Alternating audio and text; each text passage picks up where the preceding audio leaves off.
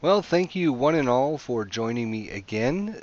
This is the Advanced Squad Leader rule set in about 15 minutes. For all my Advanced Squad Leader friends out there, this is fire attacks. We are continuing our fire attack example. We're now going to add some more rules to the rule sets we've already learned. We've got quite a few pages of information that we have covered. Now we're going to find out exactly what all those different results are on the IFT. And for those of you who have watched our previous episodes, you know the IFT, of course, is our infantry fire table.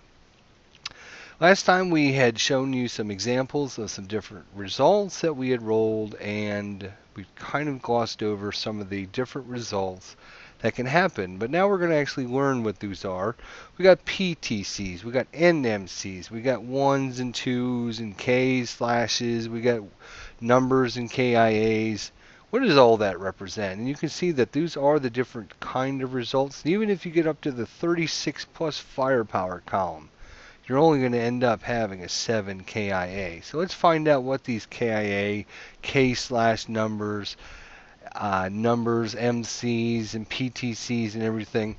Let's look at the rules. So specifically, we're going to look at section A of the rule book, subsection 7.301, all the way down to 7.306. The best result you can get against your opponent when you're on the IFT is going to be 7.301, which is a number followed by KIA. That means at least that many targets specifically targeted in that location as the number indicated are eliminated, as determined by random selection. All remaining targets are automatically broken. Units which cannot be broken, such as Berserk, Heroic, already broken units, unarmed, suffer casualty reduction instead. If we look at section 7.302, K/number, what that means is at least one target is going to suffer casualty reduction, and all other units, including the just reduced half squad, must make a morale check, adding the number indicated to the morale check die roll. So if it's K/2, you're going to add one unit, at least one unit is going to suffer casualty reduction, and all units are going to make a morale check adding that number, in this case a 2, to their morale check die roll. Random selection is used to determine which unit suffers casualty reduction, and it eliminates all half squads or crews. It wounds a single man counter, and a squad is reduced to a half squad. We had talked about casualty reduction before, but that is kind of another brief overview of what casualty reduction does. 7.303, each target unit must attempt a normal morale check by making a die roll less than or equal to the morale level of the unit. Of course, the leaders are going to attempt that first, and of course those that fail are usually broken. We have a number followed by MC. This is going to be the same result as a normal morale check, but whatever numbers in front of it is going to be added as a die roll modifier to your morale check. So if it's a 2 MC, those enemy units are going to be adding 2 to their die roll and trying to make their morale check. And of course, a PTC is a pin task check. Those units must make a normal task check, roll, but those units that fail are pinned instead of being broken. And of course, broken units are immune to pin task checks. And of course, the last result we can get is no effect. Several of these, in fact 7.301 and 7.302, use random selection to determine the results of the KIA or the K number. Well, what is random selection? We are going to add that to our rule set because it is one of the most interesting and fun rules in the Advanced Squad Leader rule set. If we look at random selection, that is A9, random selection. Basically, whenever random selection is called for, a die roll, and you notice die roll is in small DRs, which means it is a single die, so 1d6, is made for each unit in the location.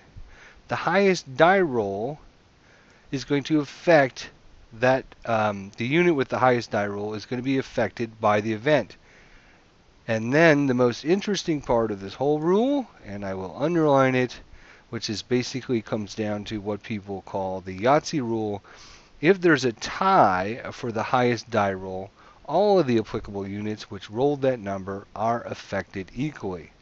So you can see that if I am doing a K slash, let's say 2 in this example, I'm going to roll a random die, 1d6 for each unit, and let's say I roll a 4, 3, 2, and 1. The unit that I rolled the 4 on is going to get the K result, and then every unit in the hex will then take the number result. If I happen to roll, say, 5, 5, 3, 1, in this case, both of the units that rolled the 5 will then take the K result. And of course, if, for example, you roll really, really bad on your random selection, you can end up rolling, say, 5, 5, 5, 5. And in that case, all units tied for the highest die roll, so all units will have the K result.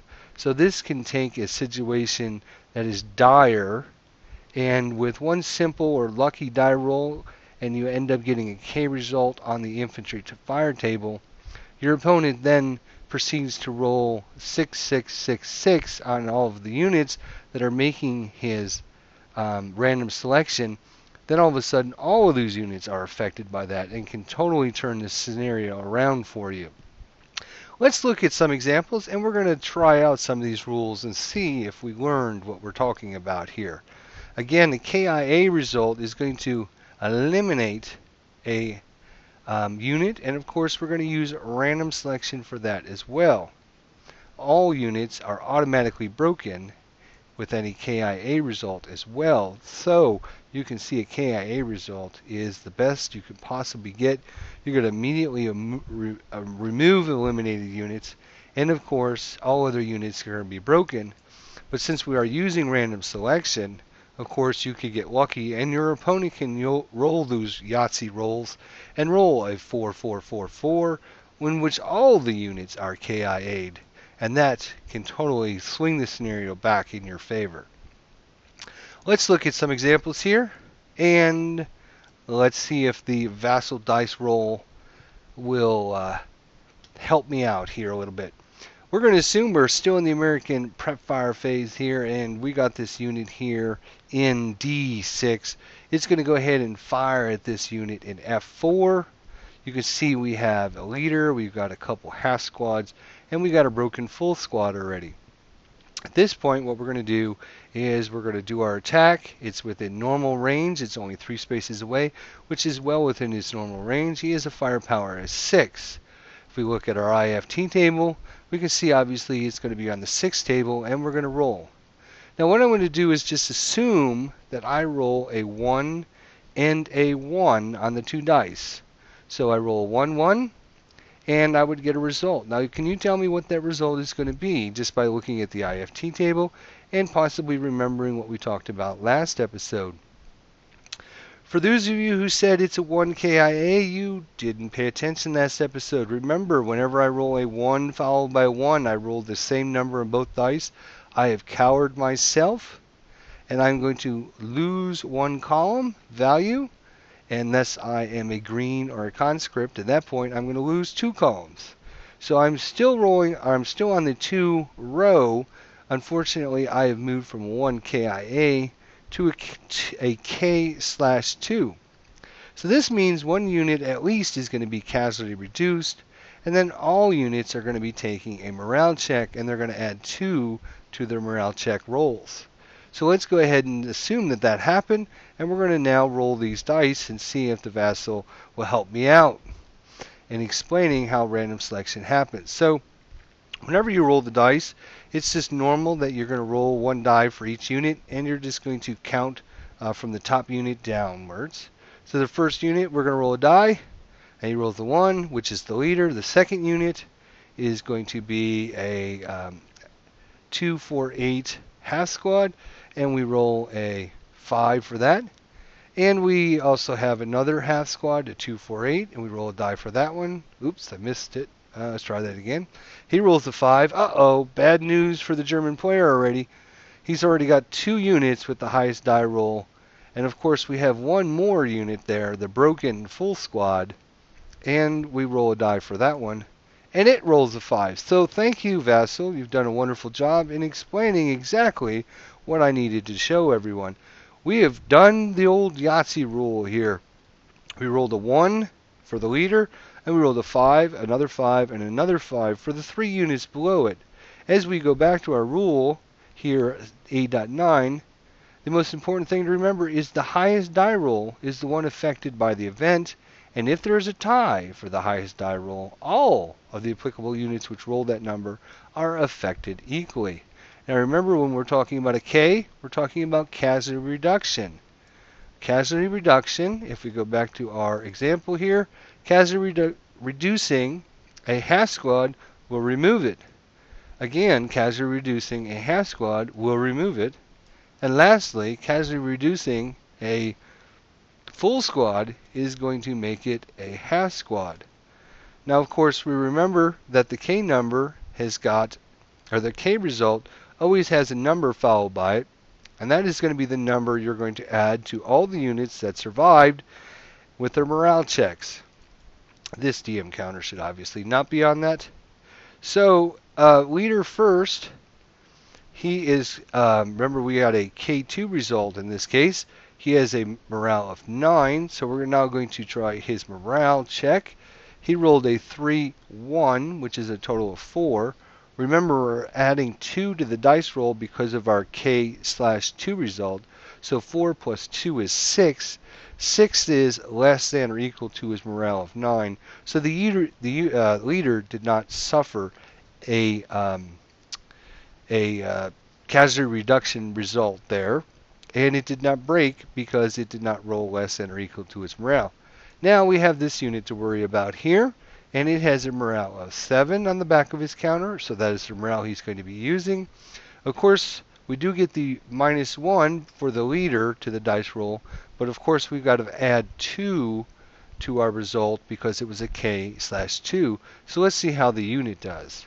It rolls a 6 and a 4, which is going to be 10, and it's going to get a -1 for the leader, which brings it to a 9, and then a +2 for the K/2 result, which takes it back up to 11.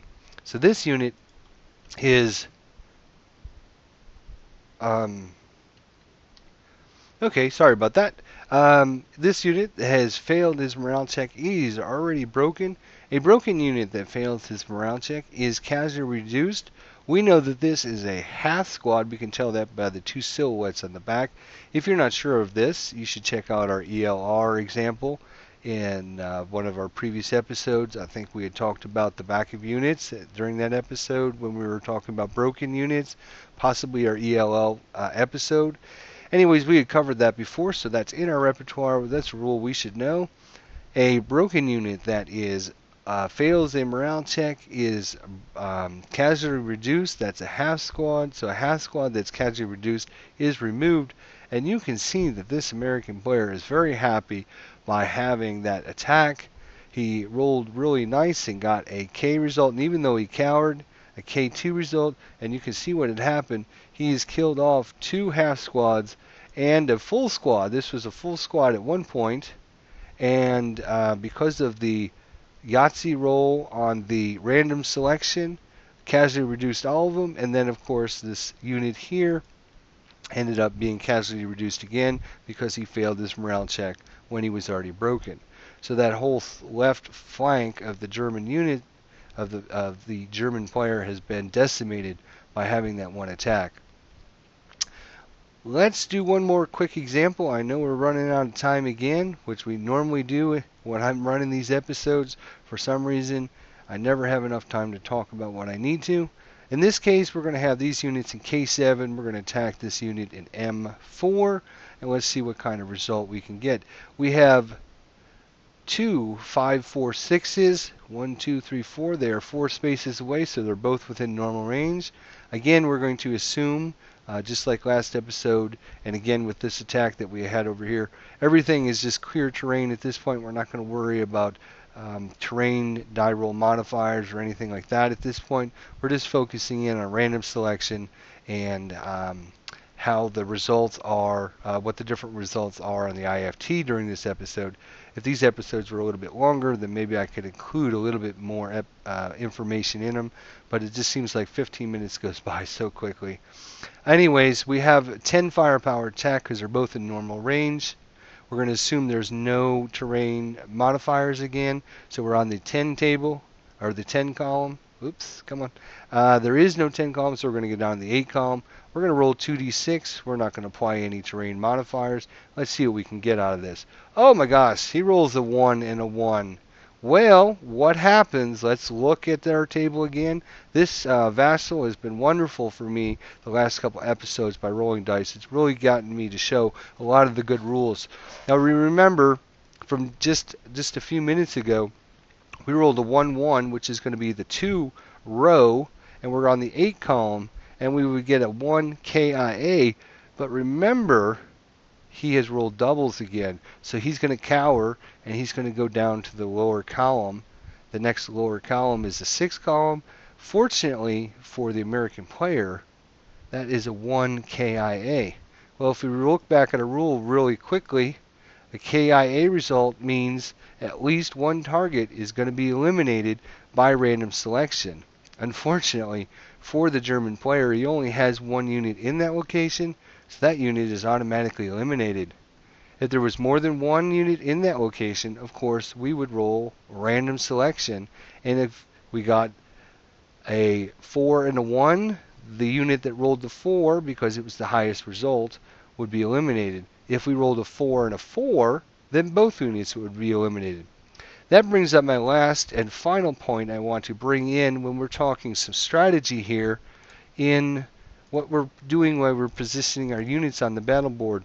I specifically added a couple half squads here to show you that half squads in a hex with full squads sometimes can be really advantageous because of the example we just showed in the KIA results.